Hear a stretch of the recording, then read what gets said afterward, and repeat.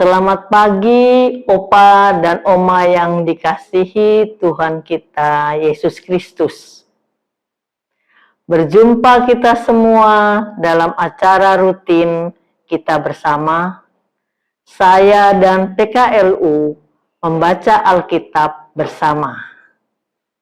Saya memperkenalkan diri saya. Nama saya Oma Ani de Vretes. Saya sekarang berjemaat di GPIB, Jemaat Kentakasih di Surabaya.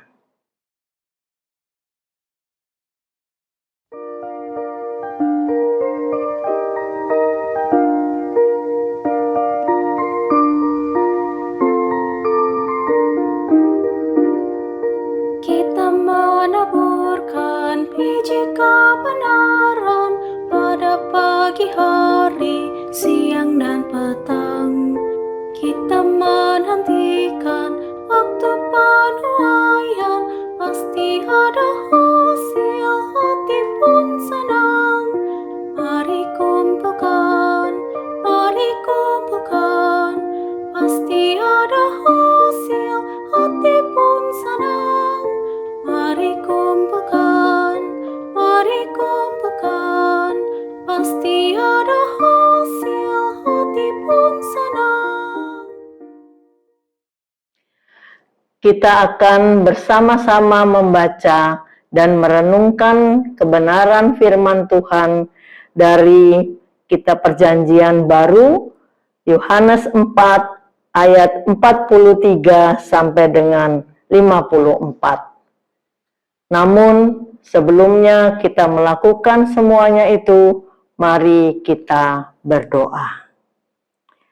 Tuhan Yesus yang baik, kami mengucap syukur atas penyertaan Tuhan dalam setiap langkah hidup kami sampai dengan saat ini. Kami akan melandasi hidup kami dengan firman-Mu yang akan kami baca. Tolong Tuhan, beri kami hikmat, agar bila kami membaca, kami dapat mengerti dan dapat melakukannya dalam kehidupan masing-masing kami. Dalam nama Yesus Kristus, kami sudah berdoa. Amin. Bacaan Alkitab pagi ini terambil dari Kitab Yohanes 4, ayat yang ke-43 sampai dengan 54, yang menyatakan, dan setelah 2 hari itu, Yesus berangkat dari sana ke Galilea, sebab Yesus sendiri telah bersaksi bahwa seorang nabi tidak dihormati di negerinya sendiri.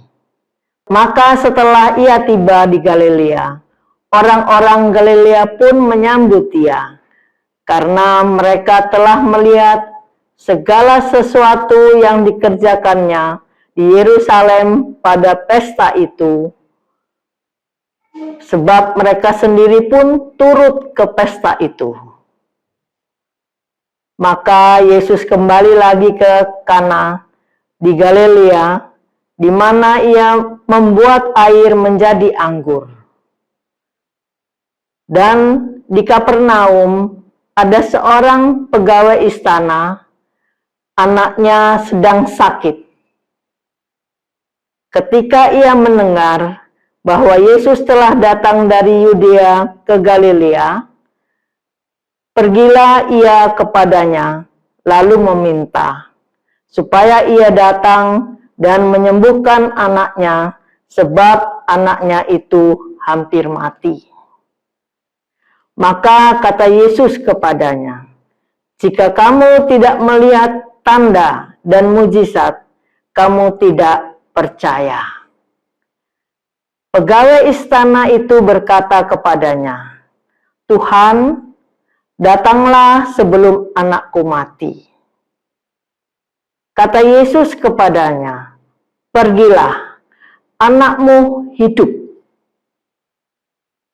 Orang itu percaya akan perkataan yang dikatakan Yesus kepadanya, lalu pergi.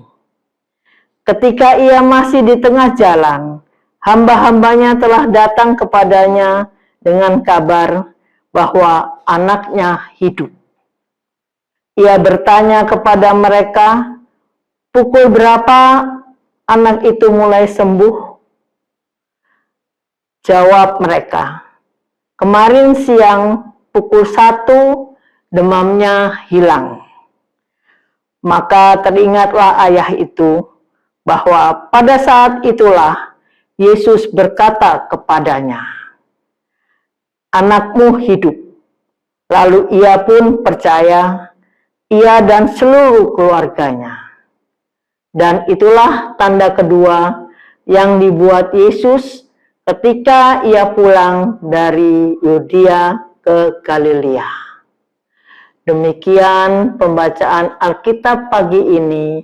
Terpujilah Kristus. Haleluya. Menabur bibit iman dalam keluarga. Maka teringatlah ayah itu bahwa pada saat itulah Yesus berkata kepadanya, "Anakmu hidup." Lalu ia pun percaya, ia dan seluruh keluarganya. Seorang ibu dengan rajin berdoa dan beriman kepada Tuhan, sementara keluarganya seperti tidak peduli dengan iman. Ibu tersebut selalu mengandalkan Tuhan dalam hidup dan mengajarkan keluarganya untuk bisa taat kepada Allah. Namun mereka tidak menghiraukan sang ibu. Suatu ketika, keadaan ekonomi keluarga itu mulai rapuh. Baik suami dan anak-anak sama-sama kesulitan menghadapinya. Berbeda dengan sang ibu. Ia tetap tenang dan terus mengajarkan bahwa ada Allah yang senantiasa merawat mereka.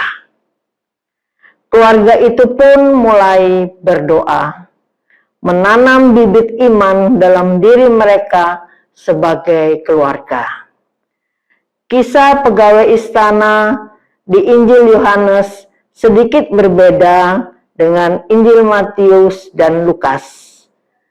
Dalam kedua Injil tersebut, orang yang sakit adalah bawahan dari pegawai, sementara Yohanes memperlihatkan bahwa orang yang sakit adalah sang anak. Satu hal yang jelas adalah pegawai istana tersebut sangat menyayangi orang sakit itu dan menganggapnya sebagai keluarga. Ia meminta kepada Tuhan Yesus supaya ia menyembuhkan anaknya, lalu Tuhan hanya menyuruhnya untuk pulang. Anaknya pun sembuh tepat pada waktu Tuhan memberitahukannya untuk pulang. Bukan hanya pegawai istana yang percaya, melainkan anaknya, bahkan seluruh keluarganya percaya kepada Tuhan. Ketika kita menabur iman, maka tuaiannya pun akan berbuahkan iman. Tidak sedikit orang yang menyerah menaburkan bibit iman di dalam keluarga karena merasa sia-sia dan tidak ada perubahan. Namun, mari kita belajar dari pegawai istana. Hanya dia yang bertemu dengan Tuhan Yesus, sementara keluarganya yang lain tidak. Tetapi ketika membawa pesan Tuhan Yesus akan dan telah sembuhkan anaknya, seluruh keluarganya menjadi percaya. Oleh karena itu, jangan pernah berhenti menanamkan bibit iman dalam keluarga, karena suatu hari akan ada tuaiannya. Demikianlah bacaan kita pada pagi hari ini.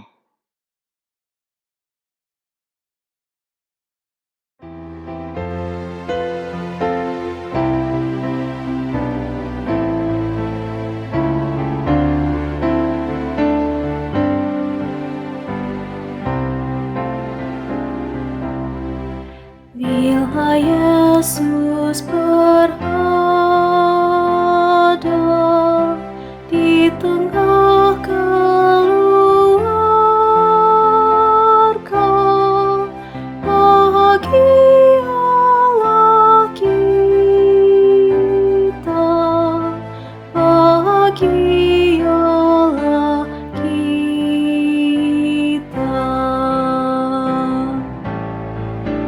Bila Yesus berkuasa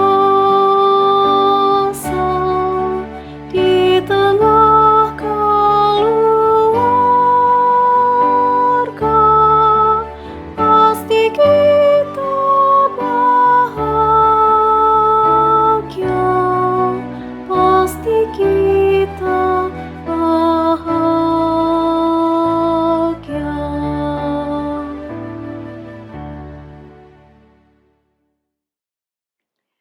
Kita akan mengakhiri acara kita pagi ini. Namun sebelum mengakhiri semuanya ini, saya mengajak kita semua untuk berdoa menutup acara ini. Mari kita berdoa. Terima kasih Tuhan Yesus, kami sudah membaca firman-Mu ini. Kiranya Engkau memberkati setiap iman yang tumbuh dalam masing-masing keluarga kami, sehingga iman kami boleh tumbuh dan berbuah. Dalam nama anak-Mu Yesus Kristus, kami sudah berdoa. Amin.